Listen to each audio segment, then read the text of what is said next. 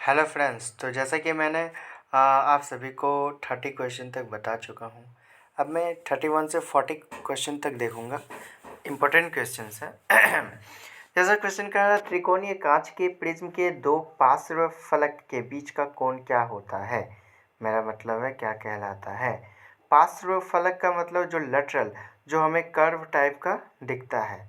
ठीक है, तो इसका आंसर क्या होगा, प्रिज्म कोण। ठीक है, प्रिज्म कोण इसका आंसर हो जाएगा। नेक्स्ट क्वेश्चन है, कांच के प्रिज्म से गुजरते समय किस वर्ण का प्रकाश न्यूनतम कोण पर मुड़ता है। तो इसका आंसर क्या हो जाएगा, पीला हो जाएगा, यानी कि येलो सबसे कम एंगल पर मुड़ता है। ये सब याद करना पड़ेगा। नेक्स्ट क्वेश्चन है, यदि एक उत्तल दर्पण एक अत्यधिक छोटा बिंदु के साइज का आभासी प्रतिबिंब बनाता है तो प्रतिबिंब की स्थिति क्या होगी। तो इसमें ये बेसिक सा है। जैसे यहाँ पे यदि यहाँ पे अवतल दर्पण होता तो मुझे क्या कंसीडर करना पड़ता कि वो दर्पण के सामने प्रतिबिंब बनता। लेकिन यहाँ पे क्या है, उत्तल दर्पण दिया दे रखा है। तो उत्तल दर्पण में तो अत्यधिक छोटा होता है, आभासी होता है, प्रतिबिंब बनाता है। बट इस केस में क्या होता है ना, दर्पण के पीछे फोकस पर बनता है। क्या बनता है, प्रतिबिंब बनता है। नेक्स्ट क्वेश्चन है, विरामावस्था से आरंभ होने वाली एक मोटरसाइकिल 10 सेकंड में 30 मीटर पर सेकंड का वेग प्राप्त कर लेती है। यह मानते हुए कि यदि त्वरण यानी कि एक्सेलरेशन एक समान है तो इस वेग को प्राप्त करने के लिए मोटरसाइकिल द्वारा तय की गई दूरी ज्ञात कीजिए।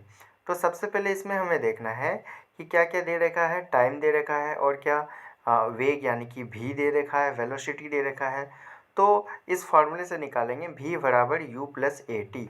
यहाँ से मेरा एक्सेलरेशन का मान कितना आ जाएगा, 3 मीटर पर सेकंड स्क्वायर आ जाएगा। एक्सेलरेशन 3 मीटर पर सेकंड स्क्वायर आ जाएगा।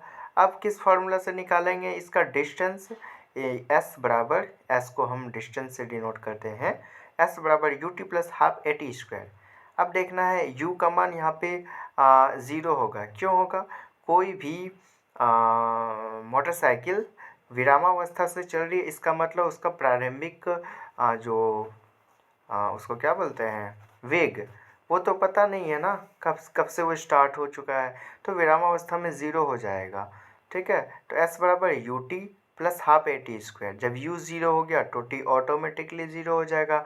हाफ ए टी स्क्वायर तो हाफ इंटू टी का मान कितना था, t का मान 10 और हाफ और a का मान क्या था, a का मान था बोल सकते हैं हम, मतलब वहाँ पे 300 हो जाएगा। ठीक है, 300 आप सॉल्व कर लेना, मैं मुंह से ही करा दे रहा हूँ। 300/2 हो जाएगा, 150 आंसर हो जाएगा। नेक्स्ट क्वेश्चन है, कौन सा कथन सही नहीं है। ये तो कितना बेसिक सा क्वेश्चन है, कौन सा कथन सही नहीं है बोल रहा है।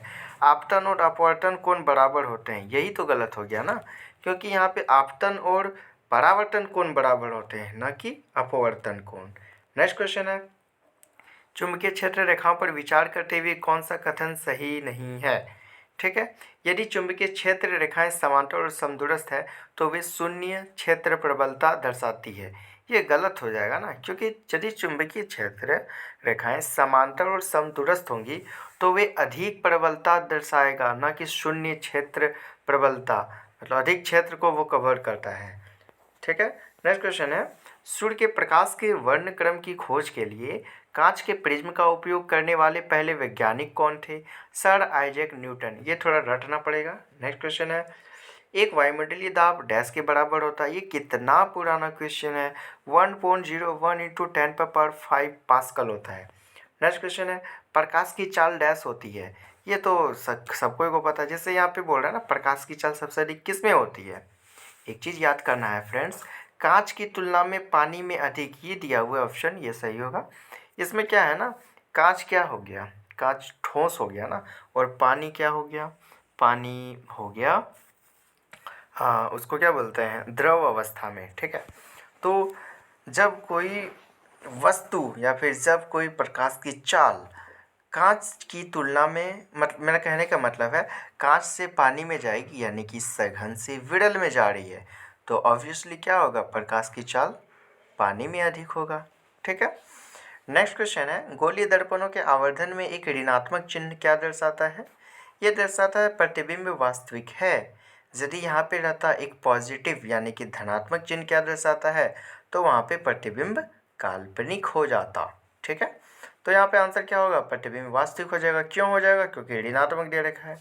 ठीक है, तो ऐसे ही मेरे चैनल से जुड़ने के लिए मेरे चैनल्स को सब्सक्राइब करें।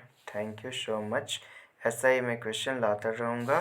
जैसा कि मैंने आप लोग को बता चुका हूँ, मेरा 9 मार्च को एग्ज़ाम है, इसके बारे में मैं रिव्यू भी दूंगा कैसा मेरा पेपर गया। ठीक है, bye bye, thank you so much.